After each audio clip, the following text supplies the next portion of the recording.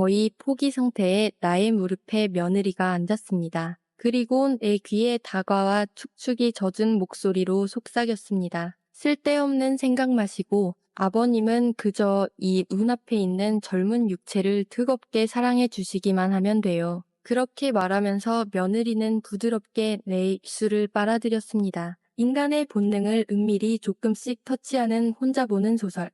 지금 시작해 보겠습니다. 평생 교단에 섰던 50대 후반인 나는 5년 전 사랑했던 아내를 암으로 떠나보냈습니다. 그리고 그 아픔으로 교직을 그만두고 조용한 나날을 보내고 있습니다. 자, 갔다 올게요. 아버지, 저녁 식사는 둘이서 하세요. 그래, 잘 다녀오거라. 아침 현관에서 아들을 배웅했습니다. 일요일에도 회사 출근을 하는 아들의 뒷모습을 보며 젊은 날의 자신의 모습이 생각났습니다. 이런 거는 닮지 않아도 되는데 교사가 된 지 긴 세월 자신을 돌보지 않고 열심히 일했습니다. 학생들을 내 자식같이 돌봤고 항상 가정보다는 학교가 우선이었습니다. 알아, 벌써 가버렸어. 아들이 출근 직후 며느리 미경이 부엌에서 나오면서 말합니다. 혼자 사는 나를 안타깝게 여긴 아들이 며느리인 미경에게 부탁해서 반년 전부터 같이 살게 되었습니다. 보통 쉽게 설득이 되지 않지만 며느리는 선뜻 받아들였습니다.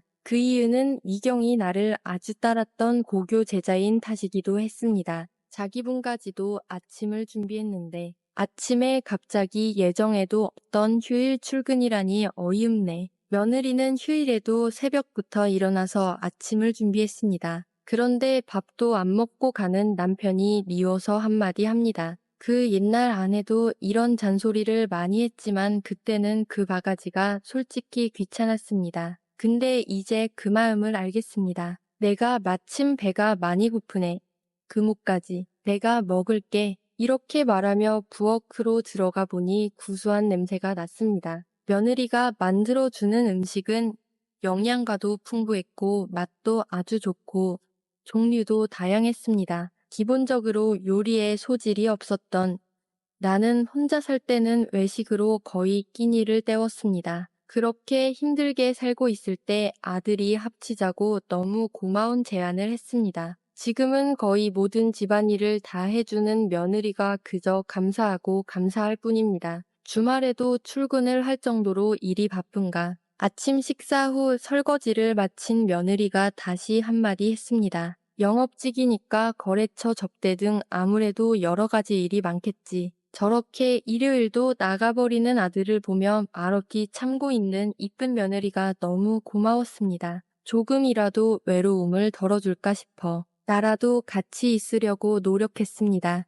그리고 사실 아내와 많이 닮은 미경과 같이 집안에 있는 것이 항상 즐거웠습니다. 어떤 때는 마치 부부 같다는 망측한 느낌도 듭니다. 며느리도 나를 아주 부담 없이 따뜻하게 다정하게 대했습니다. 어떤 때는 말을 놓기도 합니다. 한 달 전에 차로 1시간 거리에 울산에 아주 큰 쇼핑몰이 오픈했는데 오늘 둘이서 거기 가자고 합니다. 그래도 민수하고 같이 가야 하는데 아니요, 그 사람 기다리다가 언제 갈지 몰라요. 선생님 아니 아버님 둘이서 가요. 아직도 급하면 아버님보다 선생님이라고 나를 부르고 있습니다. 울산 쇼핑몰에 와서 우리는 남의 의식하지 않고 다정하게 다니면서 쇼핑을 즐겼습니다. 이렇게 행복하게 쇼핑을 즐기는 게 도대체 언제적 일인가 기억이 없네요. 젊었을 때 아내하고 주말에는 같이 쇼핑 많이 다녔습니다. 그리고 그런 날은 꼭 밤에 뜨겁게 부부 관계를 했습니다. 그 생각하니 눈앞에 있는 며느리가 여자로서 또 느껴지며 숨겨온 본능이 또 고개를 들었습니다. 와이프 발병 이래로 긴 세월을 풀 길이 없었습니다. 그런데 젊은 며느리 육체를 보니 또 미친놈처럼 밑에서부터 올라옵니다. 오늘 밤에도 어쩔 수 없이 혼자 그 짓 하겠구나 하고 생각이 들었습니다. 저 애는 왜 나에게 이렇게 잘해줄까? 나를 통제하지 못할 정도로 잘해주는 며느리가 어떤 때는 원망스럽습니다. 아, 너무너무 즐거워. 이게 얼마만이야. 나를 들뜨게 하는 행복의 겨운 여인의 음성이었습니다. 한 바퀴 돌고 쉬려고 들른 카페에서 둘이서 다정하게 아이스크림을 먹으면서 말했습니다. 오늘 기분 완전 너무 좋아. 선생님, 자기 때문에 오늘 완전 스트레스 풀려. 시아버지인 나를 완전 연인처럼 대합니다. 그래, 요즘 별로 외출이 없었지. 나도 맞장구를 칩니다. 하도 바쁘다고 오버를 하니까. 이 말을 하는 며느리 표정이 약간 마음에 걸렸습니다. 오늘 저녁거리 사러 가요. 아버님, 스테이크용 고기도 사고 맛있는 와인도 사고요. 쇼핑을 끝내고 신나게 집에 왔습니다. 그리고 저녁 식사를 둘이 같이 준비하면서 일어나는 다양한 스킨십에 정신이 아찔했습니다. 그리고 시작된 둘만의 만찬. 와인을 건배하면서 느끼는 이 다정함. 무언가 말로 표현할 수 없는 야릇한 분위기가 우리를 감쌌습니다. 벌써 8시인데 아침 일찍 나가서 지금까지 안 자니 그렇게 일이 바쁜가. 일어나는 흥분을 억제하려고 일부러 아들 이야기를 꺼내 분위기를 식히려 했습니다. 아준 늦게 올 거예요.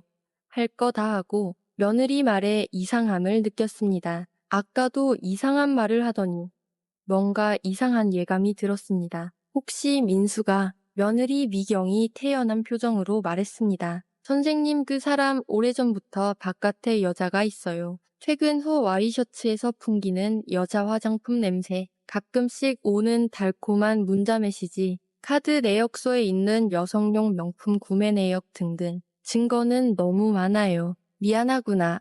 이걸 어떡하나. 아들의 외도에 며느리에게 정말 미안한 기분이 들었습니다. 선생으로서 확고한 직업이식 때문에 나는 평생 바람을 피운 적이 없습니다. 그런데 내 아들을 잘못 교육했구나 하고 내 잘못이라는 생각이 들었습니다. 이렇게 예쁜 아내를 두고 외도를 하는 아들놈도 정말 괘씸했습니다. 아버님 혹시 제가 상처 입었다고 생각하세요?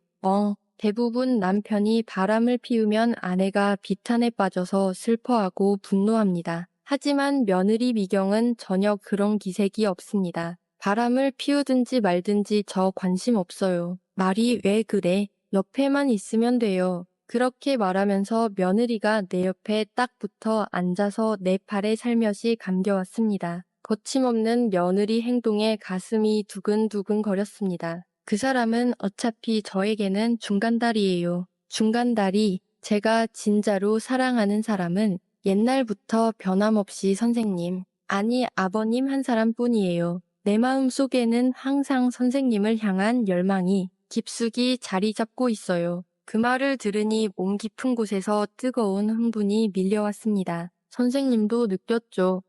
그때 고교 3학년 시절 내가 담임을 맡았던 고세 시절 미경이가 나에게 보여준 행동들이 생각났습니다. 또래에 비해서 많이 성숙했던 며느리 미경은 담임인 나를 무척이나 따랐다. 제자를 넘어서 요인의 시선으로 나를 바라보는 것을 많이 느꼈습니다. 당황한 적도 많았지만 나는 애써 냉정하게 거리를 두었습니다. 왜 나 같은 아버지 같은 연령의 아저씨를 좋아했을까? 그것 때문이에요. 편모스라에서 자란 저는 아버님 같은 어른의 따스함이 그리웠어요. 그 좋은 감정이 사랑으로 변해서 저에게 특별한 존재가 되었어요. 졸업 후에 세월이 흐르면서도 항상 마음속에는 선생님을 갈망하고 있었죠. 남편을 우연히 알게 되어 몇 번 만나면서 알게 되었죠. 이 사람이 선생님의 아들이구나 느낀 그 순간 너무 가슴이 떨렸어요. 그러면 나하고 재회를 하기 위해 합치자고 했을 때 드디어 내 사랑을 이룰 기회가 왔구나 하고 너무 기뻤어요. 며느리의 이 광기 어린 집착이 좀 무서워졌습니다. 그래도 마음 한구석에는 남자로서의 만족감도 느껴졌습니다. 내가 그렇게 소중하다니, 그리고 내가 가끔씩 혼자 하는 부끄러운 행위도 위로가 되었습니다. 아들이 바람을 피웠으니 그녀에게 명분도 생겼습니다. 어쨌든 민수하고 이야기를 하는 게 낫지 않겠어. 점점 거리를 좁혀오는 며느리와 어떻게든 이성을 차려보려는 나. 내 말에 며느리가 픽하고 웃는다. 나에게는 절호의 찬스인데 왜 내가 그래야 하나요? 그쪽에서 먼저 바람을 피웠으니 아버님도 저하고 같이 자도 죄책감이 없을 거 아니에요. 저는 아버님만 왜 남자 만들면 돼요. 아가 무슨 말을 하는 거야. 혼자 지내시기가 힘드시잖아요. 저 알아요. 제가 그리워서 가끔씩 아버님 팬티에 묻어서 나오는 거. 저는 민수 씨와 절대 이혼 안 해요.